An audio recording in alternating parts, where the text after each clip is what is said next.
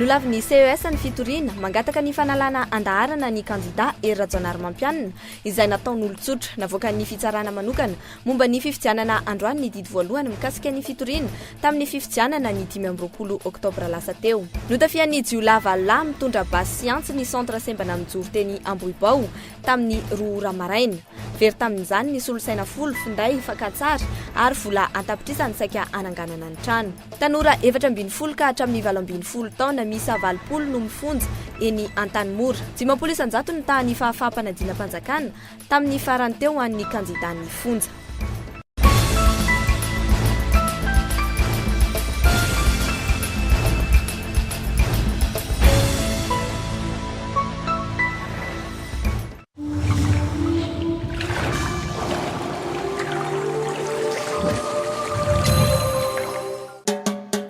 Trano ampilaminatsaina ve ianao? Nataonao mihitsy sy tolotry ny analogy trano misy jiro sy rano mafana, zaridaina ary tonga ny fiara amin'ny vidiny tena mirary. Misy efitra 3 na 4 arak'izay ilainao any an-dranomanilatra Tsirabe. Tarafiden'izao sahady angeny ankantony rehefa ho fenonao fanaka rasa tanana no avinao. Tatsoa ny laharana 032 01 910 56 na midira ao amin'ny tranokala analogue.amg. Andao hiara-norina ny tanànantsika.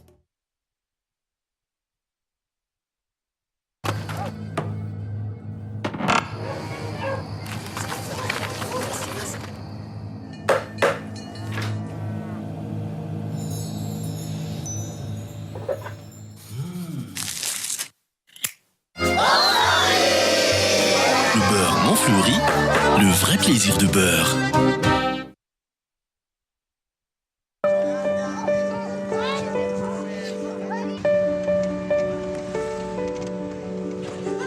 Femmes, nous voulons être nous-mêmes, libres et respectées. Femmes, tour à tour fortes ou fragiles, nous aimons. Femmes, nous profitons de chaque instant de la vie.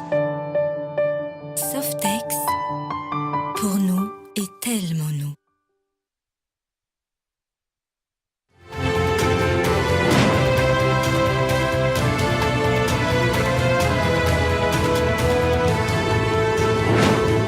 Tiwela.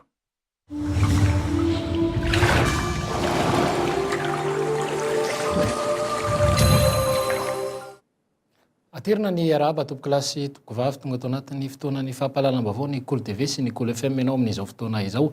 Asaina ampanajana ihany koa anaraka izany hatramin'ny farany. Ny vaovao mahakasika ny toetra rà ara-politika ary no etsika namboana ny fotoana no lava ny fitsarana manokana misahana ny fifidianana na ny CES ny fangatahana fanalana andaharana ny kandida Rajaonarimampianina noho ny tsy fanarahan-dalàna nataony ity kandida ity. Fitoriana moa izay ny valy tao anatin'ny fangatahana izay nataon'olon-tsotra mitondra ny anarana ary Zaramasy Andrianjo. Tsy niresaka ndreo pirofo taorinan'ny 7 novambra kosa any didina avoaka nyity CES ity androany rahantsika ny fanadidina makasika izay. Didy voalohany avoakan'ny CES taorinan'ny fifidianana ny 20 ny volana oktobra farany teo tao amin'ny site web no nahitana ny vaovao noho ny tsy fananany ity ratsam-pitsarana ity sapandraharaha misahana ny serasera. Noho izany tsy nisy loatra ny fanampanazavana azo nalaina mikasika ity vaovao ity. Raharam-pirenena izay tsy azo maivanina sy manandanja amin'ny fiainam-bahoaka no andrasana amin'izao ka ilaina ny mangarahara. Misa 4 ireo fitoriana napetraka ity olon-tsotra ity. Azo everina fa maro amin'ireo fangatahana sy fitoriana eny amin'ny CES ireo no mety ho lavina. Isan'ny teboka ny votra tamin'ny dididina avoakan'ny CES ity fa tsy ahafahana manamarina ny fanalana andaharana na ny disqualification ny kandida voakasika izany ny nandefasana spot ny propaganda ny Rajaonarimampianina taoriana ny fotoana izay tsy ahafahana manao ny fampelezan-kevitra intsony. Ny ken'ny CES ihany anefa izany fa fandikan-dalàna ary mahavoasa azy. Itsakilan'izay kosa nefa tsy nambaran'ny CES tamin'ity didy ity fa fandikan-dalàna ny fampiasana ny fitaovam-panjakana izy voafaritra ny lalàna 420 amin'ny lalam-pifidianana ary melohany ny 420 hatramin'ny 170 ao anatin'ny fehezan-dalàna famaizana. Toy izany ihany koa ny fifidianana vato izay voafaritra ny lalam-pifidianana ao amin'ny 420 ary mahavoasa azy ka andoavana lamandy.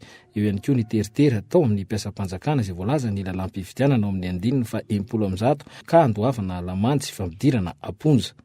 Hita ihany koa amin'ity didina voaka ny fitsarana manokana momba ny fifidianana ity fa tsy mbola nandinika ny eto taratasy ny 12 sy ny 12 ny volana novambra izy ireo, izany hoe tsy mbola mandinika ny eto taratasy momba ny fanambarana nataony filohan'ny tetezamita fa ireo ny taratasy ireo dia manamafy ny fanalana andaharana na ny disqualification ny candidat Erajonar Mampianina. Fanontaniana maro amin'izao no mipetraka raha toa ka misy porofo mazava inona no ataon'ny CES. Noho izany mba tsy siny aya dia rariny raha toa ka fitsarana azon'ny rehetra trehana nangatahany ny mpitory namoana ny di. Efa tara mbola andefa taratasy fampiatsahivana ireo filohana androm-panjakana ny CSC na ny komity mpanaramaso ny asoro-dalana mba tsy handany amin'ny kandida mandritra ny fotoana ny fampelezan-kevitra. Ankilana mbola tsy ampelantanany ireo tompona andraikitra ihany koa ny mahakasika ireo firaketana antsoratra nataony ireo ampoman'izy ireo nandritra ny fanaramaso ny fifidianana. Arahantsika ny fanadihadiana mahakasika izay. Tsy ivana ny voalazan'ny andininy fa 10 voalazan'ny soro-dalana milaza ny tsy tokony andaniny ny filohan'ny androm-panjakana sy ny filohan'ny tetezamita mandritra sy aoriana ny fifidianana. Ny soro-dalana izay efa lalàna ary efa lany teny anivon'ny parlemanta. Noho izany ny fandikana ireo dia fandikana ny lalàna misy eto Madagasikara. Manoloana izany anefa dia taratasy fampatsahivana ihany no nalefa ny CSC any amin'ireo tompona andraikitra sy ny filohan'ny androm-panjakana raha toka ny fampiarana ny lalàna kosa no andrasana. Ity faran'izay tsy afaka mandray fepetra amin'ny tsy fanarahan-dalàna fa afaka kosa manao ny fitoriana. Mampatsahivana indray zany ny institution rehetra hanaja ny andininy fahadio amby folo ao amin'ny tondrozotra dia nisian'ny neutralité na ny tsy fiandaniana amin'ny hevitra ratsy na roa mandritra ny transition ary indrindrindra mandritra ny fifidianana. Ka izay moa efa nandefan'io fampatsivan'io efa indroa zao ary dia tsy mahasasatra anay CSC ny andefa indray mandeha koa amin'ny institution de transition rehetra. Raha tokosa efa nanao tatitra avokoa ireo mpanaramaso ny fifidianana na io vahiny na io avy eto an-toerana dia mbola tsy tonga ao ampelantanany ny CSC. Mbola miandry izany izy ireo amin'izao fotoana izao. Misy kosa nefa ny fitoriana izay tonga eo anivony ity androm-panjakana ity mikasika ny tsy fanarahan-dalàna nandritra ny fifidianana. Misy fangatahana tonga eto aminay mikasika ny zava-misy eto amin'ny firenena momba ny fifidianana dia ny fampatsiahivana ny hoe inona no lazainareo CSC eo anatrehany atao hoe neutralité tsy fiandaniana aty roa zay tokony ataon'ireo zay mitondra ny firenena ankehitriny.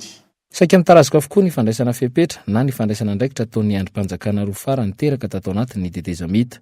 Ho an'ny CSC dia ireo voalaza etsy ambony ankilan'ny FFM izay mbola mandinika ny toto taratasy ny famitsoran-keloka sy ny fampiavana-pirenena. Momba izay fifidianana izay ihany dia ny filoha teo aloha Marc Ravalomanana no nisafidy ny Italiana ny fampilezan-kevitry ny candidat Jean-Louis Robinson amin'ny fiodinana faharoa raha teriny CES raha eken'ny CES ny akarano amin'izay dingana izay. Ny Premier Ministre natolotry ny Amiraly Mangalaza Eugène no fantatra fa handray izany toerana ny Italiana ny fampilezan-kevitra izany raha ny vaovao azo androany. Afamakasika kosa ny vaovao ny tranga ara-piarahamonina dia efa ho isan-kerinandro izao natratrarana olona iray nitazana basy tsy ara-dalàna indray. Natratra olona iray nitazana basy tsy ara-dalàna indray ny polisy pirenena ny alatsinainy 21 ny volana novambra lasa teo tao Tsarasotra Antsirabe. Raha ny fantatra mpiambina trano fisakafoanana iray ny lehilahy voasambotra ity fantatra fa basy vita avy any ivelany no tratra tany amin'ny rehefa natao ny fanadihadiana saingy nisy kosa ny novana teo an-toerana. Somary nisahotaka ny tao amin'ity trano fisakafoanana ity satria dia voatery nampiasa hery ny mpitandro ny filaminana ny sambotra ilay mpiambina. Nandrindry mafy ny anefa ny teo anivy ny polisy pirenena misanana deloka behivavy fa tao anatin'ny fahaiza manao tanteraka no nanaovany asany ka mandray ny fepetra rehetra mifanaraka amin'ny zava-misy izy ireo amin'izany fisamborana izany. Raha antsika ny fanazavana makasika izay. Tamin'ny alatsinainy teo dia nahazo vaovao indray ny polisy avy amin'ny brigade criminelle 6e section fa misy olona mitana basy tsy fata-piaviana amin'ny faritra Antsirabe ary rehefa voamarina tokoa fa misy an'io basy io any amin'ilay olona dia nataony fisamborana teo Tsarasotra. Rehefa nataony fisavana dia ty basy pistolet automatique tia no tratra tany aminy miaraka amin'ny bala miisa 5 de basy aloha ny tena hita fa tena basy tsy vita gasy ohatrany teo aloha fa tena basy ara-dalàna ty basy ty. Tsy ankifidy intsony kosa ny tranony akan'ny sembana mijoro indray no ny aran'ny asanjola androany vao maraimbe tamin'ny rora sy sasany solosaina sifinday ary fankatsary sy vola no nalainy ireto jola ireto tamin'ity vakitrano ity arahantsika ny fanadidiny. Mbola maizina niditra tao amin'ity akany fitazana sembana iray tsy ambobao ity ireo jola mirongo pasiantsy androany tokony tamin'ny rora sasany maraina. Nitapahan'izy ireo miparibele tamin'ny tamboho ka nitsambikina niditra teo an-tokotany izy. Ny savalo ireo jola tamin'izany ka ny 5 niditra tao an-trano ary ny 3 ny andro tany ivelany. Notapahan'izy ireo ny gadena teo amin'ny varavarana nahafahany niditra. Olona 9 ny tao amin'io trano io tamin'ny fotoana nahatongavan'izy ireo ary nafatiny avokoa ireo olona rehetra tao an-trano. Ny solosaina avy an-trano ny tadavin'izy ireo tamin'ny fotoana nidirany tao amin'ity akany ity. Tantarany zavanyseho ity rem-pianakaviany ity. Niditra izy zany dia tao amin'ny misy roavavy matory atsy amin'ny ilany dia zay ao amin'ny ilany dia vao niditra izy dia nidaka amin'ny varavarana dia za zany tao efa naheno fa tsy nahavita inina intsony fa efa nangovotra dia avy eo aza misy miteny ozy izy nareo fa tsy haninona nareo zay raha hendrinareo dia tsy nisy niteny intsony moa zany zay dia mifatorana dia aza ozy izy mivola ato aminareo ato tsisy vola ho ato aminay dia niraisiny lakile ny trano izy zany niraisiny dia hoe aza ozy izy ny ordinateur ny ambony sy ny ambany dia hoe any ambony satria zay tsy afaka tsy niteny intsony zany fa hoe vononay ianao vononay nareo raha vao misy miteny eo. Ny olona tao an-trano ihany avy eo nasain'ireo jola nitaridalana azy anoro ny zavatra tiany alaina tao amin'ilay akany. Trano vao amboariny ity akany ity ka lasan'ireo jola avokoa ny vola rehetra natanterahana izany. No tonga tao aminay izy dia nanontany lakile aloha izao izy lakile ny trano ambany dia zay moa nambana ny basy antsy dia teny hoe ry dia nikarokaroka teo izy nakarokaroka teo dia hita amin'izany misy vola mipetraka ianao dia hoe sakafon'ny izato manko ariva dia vao mely patro dia nikitana zareo tao dia nalainy vola 175 000 francs dia nivahan zareo fatorana tamin'ny tongotra dia izany nambana zareo basy antsy nentana tao ambany dia atao zany sokafana voaloha izy tsy mitabataba be tsy mipetroka be fakalo manteny fotsiny izy aza mitabataba nareo izy dia aza manao fihetsika fafa fa tsy haninona nareo izay. 12 minitra tao aoriana lasa ireo jolany tonga tiana toerana mitandro ny filaminana misokatra araka izany ny fanadihadiana mikasika ity vakitrano ity. Telona kosa no voalaza fa mpangalatra irony fitaratra matevina amin'ny trano fiantsona Antarby eny Andalambe no saro ny polisy avy eo anivony boribory tany fafito teo am-pitomana ilay antsona hoe kabinina telefonika ho ao anaty fiara tetsy amin'ny 17 hektara ny alatsinainy faraka 10 ny volana novambra lasa teo. Raha ny voalazan'ny polisy pirenena tena piasa ao amin'ny orinasa tseratsera atopon'ity kabiny telefonika ity ireto telona ireto saingy asa hafa no nampanaovina azy fa tsy fakana ny biblifone. Talohan'ny nakan'izy ireo ilay kabinina nandalo tao amin'ny sefokotany nitondra taratasy fahazon-dalana aka ity kabinina ity izy ireo nampiayay ilay sefokotany izany ka niantso mpitandro filaminana izy ireo izay sarina teo am-pitomana ilay biblifone izy telo mirahalahy ireto fara moa izay natolotra ny fitsarana androany ary no tanana ponja vonjomaika miandry ny fotoam-pitsarana azy. Afa makasika izay tranga ara-piarahamonina izay ihany indrindra amin'izao fotoana izao dia tanorana ny na ihany koa voatoro noho ny eloka tsy natao manefa ny sazany na miandry fitsarana azy 20 rahalahy manodidina ny 12 ka hatramin'ny 20 taona no voatana etsy amin'ny fonja fanarinany ny tanora tsy ampy taona etsy Antanimora. Akoatra ny mahavafonja azy ireo moa dia mianatra ireo tanora ireo ary manomana ny fanadina-panjakana manana fanentanana ho amin'izay ho amin'ny hoavy mamiratra izy ireo ka naneo hatramin'ny farany ny hetsika zavakanto izay nitotsaina androany arahantsika ny fanazavana miaraka amin'ny namana Ilda Asinjo. Eto amin'ny toerana fanarenana ireo tanora tsy ampy taona na vita eloka eto Antanimora. Niova ho sehatra nampisehoana fahaizana amin'ny zavakanto ny fonja lalao irasy nandraisan'ireo tanora 20 voatazony eto anjara ary nomanina anehoana ny fitiavan-tanindrazana sy ny nofinofy tsara ho an'ny firenena.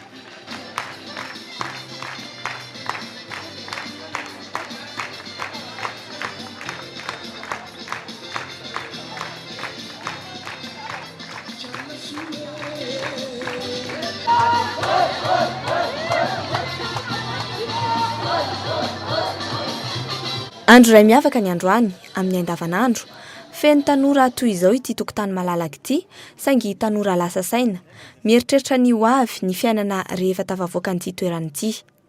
Efa voarindra ny fiainan'izy ireo eto isan'andro manaraka lamina matipaika izay everina ho fanohitra hanarenana ny ho avy. Isaka maraina zany zay dia manadio dia isakany amin'ny hariva koa zay dia isakany amin'ny hariva amin'ny dimy koa zay zany dia vavaka dia avy mivavaka zay dia mifoha maraina dia miborosy nify dia mahandro dia rehefa isakany maraina dia milahatra. Amin'ny andavanandro mameno ny seza sy ny dabilio ireto tovolahy ireto. Manomana ny fiainana any ivelany mianatra toy ny tanora rehetra. Ireo izay mbola tsy nandia fianarana mihitsy eto no manomboka mianatra manoratra, mamaky teny ary manisa. Mianatra kilasy 9e. Misy hatramin'ny ambaratonga voalohany aho ny ambaratonga faharoa sy ny kilasy any amin'ny terminal. Fa izay ankizy vao tonga ato dia antanena hoe hatraiza ny farim-pianarana vitanao dia inona sy maintsy tohizany. Tsy mitovy amin'ny fitondrana ny ankizy any ivelan'ny fonja ny fampianarana eto amin'ity toerana ity. Mafimafy kokoa ary mila ezaka manokana ho an'ny mpampianatra izay sady mila mahay mifehy azy ireo noho ny vesatra ara-tsaina ateraky ny famonjana. Na izany aza azo lazaina ho tsara ny vokatra amin'ny fanadina mpanjakana eto. Ny CEPE tamin'ity taon'ity 2012-2013 dia teo amin'ny 50%. Ny BEPC dia 50% fa efa afaka moa ny ankizy zany, efa afaka libéré.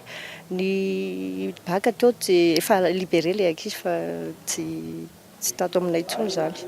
Amin'ny ankapobeny, eloka natao noho ny tsy fidiny no ilazan'ny tompona andraikitra eto amin'ny fonja, ny antony mahatonga ireo tanora ireo ho tonga eto amin'ity toerana fanarenana ity. Ezahina dia ny mbola ety am-ponja arak'izany ny manabe ny fotom-pisainan'ireo tanora ireo hiatrika ny ho avy any ivelany. Ny tena mitana ny isanjatony be indrindra dia ny halatra sy ny fanolanana na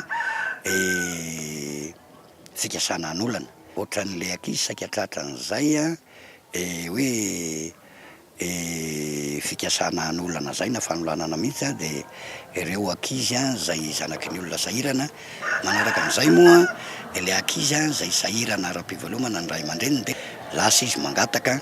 Rehefa mangataka moa izy tsy mahazo mazava ho azy dia alay-panahy izy angalatra. Rehefa feno taona ireo tanora ireo ka tsy mbola vita ny sazy dia afindrany amin'ny fonja natao ho an'ny olon-dehibe. Hatreto tsy dia olana loatra ny resaka fotodrafitrasa fa ny vola hoento mampiodina ny fonja sy ny fiantohana ny sakafo indroa isan'andro no tena mbola manahirana ny mpitantana araka ny fanadihadiana natao. Vaovao vatsy feno riva tsy nanana kosa indray dia ny ampiroa indray ireo olona maty vokatry ny fihinanana ny henan'antsantsa ny spozina raha ny vaovao azo. Zazakely ny iray ary lehilahy lehibe kosa ny iray. Araka izao hitantsika amin'ny sary izao dia voatery no fatorana ny marary sasany noho izy ireo verisaina ary lasa mahery fihetsika. Fantatra moa fa manao toivaka ny fikambanana samihafa mitondra ny fanampiana ao amin'ny hopitaly be ny feno rivo tsy nananao. Raha tsy aivina ny fanazavany ny manam-pahaizana iray dia vokatry ny fihinanana antsantsa karazana lomotra mihinana an'ireny karazana lomotra maniry ao anaty ranomasina amin'ny vanim-potoana tahaka izao ireny no mahatonga ny henan'antsantsa isy poizina. Fa fanadihadiana kosa indray ny drakaka no azan-drano ahafahan'ny Madagasikara maka ny toerana eo amin'ny tsena iraisam-pirenena indray ny eto Afrika eo amin'ny ranomasimbe Indiana. Mbola tsy hatramin'izao dia mbola tsy voatrandraka araka ny tokony ho izy nefa ny lalam-piariana ity antony tosika izay omeny ny smart fish ho an'ireo mpandraraha amin'ity lalam-piariana ity. Fanampanazavana no arahantsika. Ny drakaka zany dia miaina anaty mangrove. Mangrove ny eto Madagasikara dia ampahefaky ny mangrove aty Afrika dia eto Madagasikara daholo. Midika zany fa tena eto amintsika raha resaka drakaka zany no tokony ampiroboroboana. Amin'izao tsika miteny izao raha tokony hamoaka mihoatra ny 7000 tonnes na kraby isan-taona Madagasikara dia mbola ny atsasaka io ihany aloha hatreto ny vitantsika. Zany hoe tena misy tokoa mihitsy zany ny zavatra afaka atao amin'ny resaka drakaka. Efa hitako aloha Madagasikara zany efa manondrana any amin'ny firenena hafa ohatran'ny hoe Maurice. Efa fantatry ny olona ny drakaka malagasy. Anisy sehatra ambanivohitra kosa no tokony antoka ny fampandrosoana eto Madagasikara. tsy ampy anefa ny fanomezana fiofanana ireo tantsaha ka tsy misy ny fivoarana eo amin'ny teknika sy ny fahalalana ity sehatra ity. Antony ametrahana ny ivitoerana fanofanana ireo tantsaha mamatianina azy ireo. Natao nanomboka androany etsy amin'ny espace de Ratsiadana ny atrikasa andiniana ny fametrahana izany fampiofanana izany izay fampiofanana ny tantsaha. Vaovao ny commune Antananarivo renivohitra kosa indray dia hitarina ny lalan'ny hydrocarbure Akorondrano raha ny vaovao voaray avy amin'ny commune Antananarivo renivohitra. Voakasika izany moa ilay rond-point manoloana ny Omerta mandalo ny rond-point Sodium akatonga hatrany amin'ny Marimasay. Raha ny fanazavana efa nisy dia fampandrenesana natao tamin'ny voakasiky ny fanitaran-dalana nanomboka ny 20 ny volana oktobra lasa teo no misy efa tokony manomboka tamin'ny herinandro ity kosa ny asa.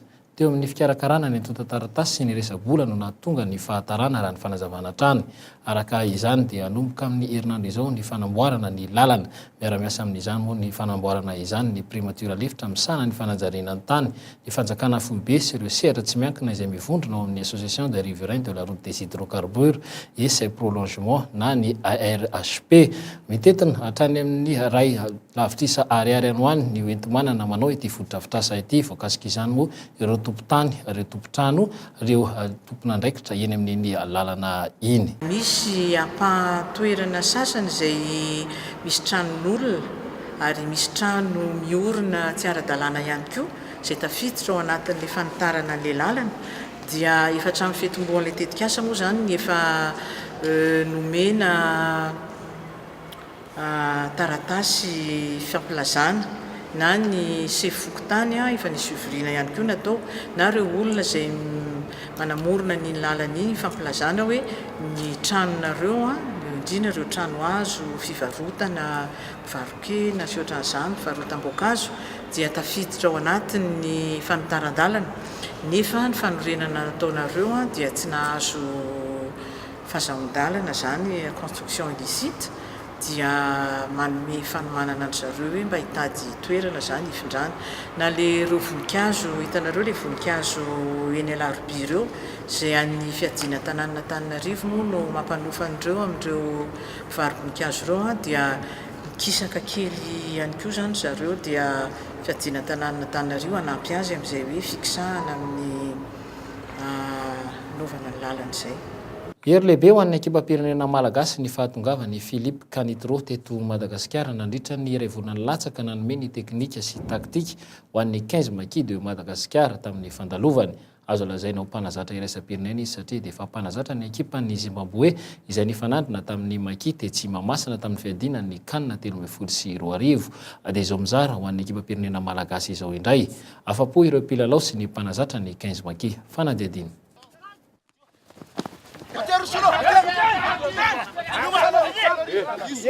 Anisan'ny nitondra vokatra lehibe teo anivon'ny bola lavalava i Philippe Canitro izay mpanazatra ny ekipa Zimbabweana tamin'ny fionana tamin'ny 15 maki de Madagasikara tamin'ny lalao katokony famaranana tetsy amin'ny kianjabean'ny Mahamasina ka nalavo antsika.